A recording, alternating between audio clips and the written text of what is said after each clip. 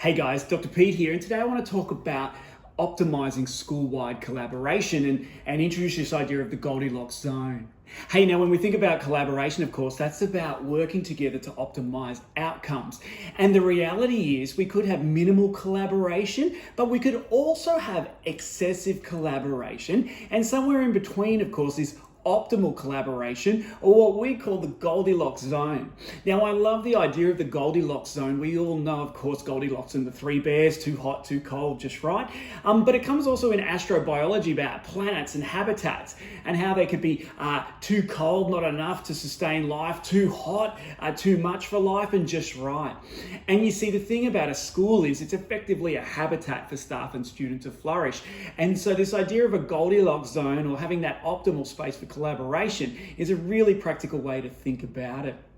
Now, when we consider how to tackle this topic, we can start to understand which zone we're in as a school by working through what it looks like when we have minimal collaboration, excessive collaboration, and that Goldilocks zone, optimal collaboration. Let's have a look now at a bit of a table that unpacks this for us. Now on the screen, you can see there are 4 factors to consider: communication, relationships, well-being, and the hazard profile for teaching and learning. If we start by looking at minimal collaboration, that's where there's not enough communication, the mushroom syndrome. In relationships, people feel uncertain and isolated. There's low mood and anxiety among the staff, and of course, high risks of problems with quality teaching and learning. Over on the other end, though, we have this idea of excessive collaboration, where people are overwhelmed and confused, too much information, detached, disconnected with relationships, and frustrated and exhausted in terms of their symptoms. And again, high risks to quality teaching and learning, which leads us into our optimal collaboration state. And in terms of communication, people feel informed and up to date. Relationships, they're connected and content. And well-being, they're in a state of calm and they're focused. And of course, we have no risks in this environment to quality teaching and learning.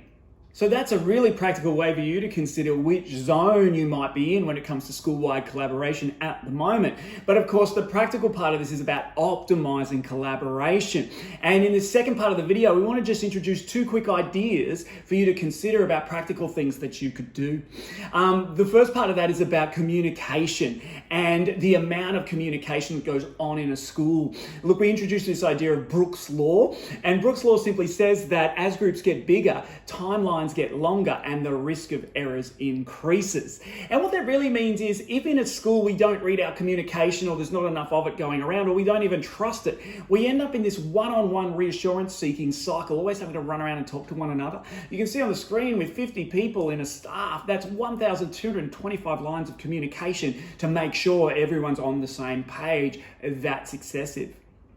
In that same 50 staff, if they worked really well with their team meetings and team communiques and updates, we bring that right down to 45 lines of communication, which is so much more manageable. And so the practical takeaway here is about mapping your school-wide meeting and communication cycles, because that will optimize collaboration.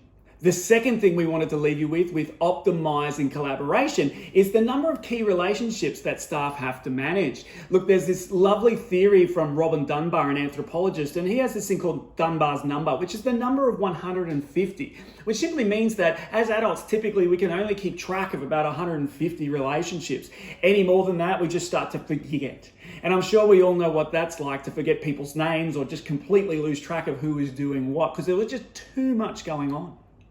At a practical level, Dunbar's number in the life of a teacher is a really useful thing, because if, say, they have 70 personal relationships, family and friends they like to stay connected with, that leaves about 80 key relationships in a school setting. And you can see on the screen now how quickly those 80 relationships are used up, and how as leaders we could inadvertently overload them with excessive relationship demands if they were placed in other teams, other improvement groups, committees, etc. In a high school environment, this is even more important, because we have so many different students that faculty staff typically teach across cohorts.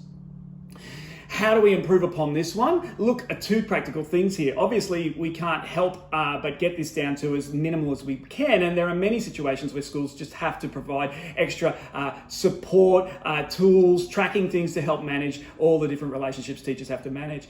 But something a school can do is a collaboration map, where they can map out the number of teams, committees, and improvement groups that a typical teacher has to belong to, and take steps to minimize the total number of teams and groups that a teacher must be in to get that down towards Dunbar's number, and therefore optimize collaboration.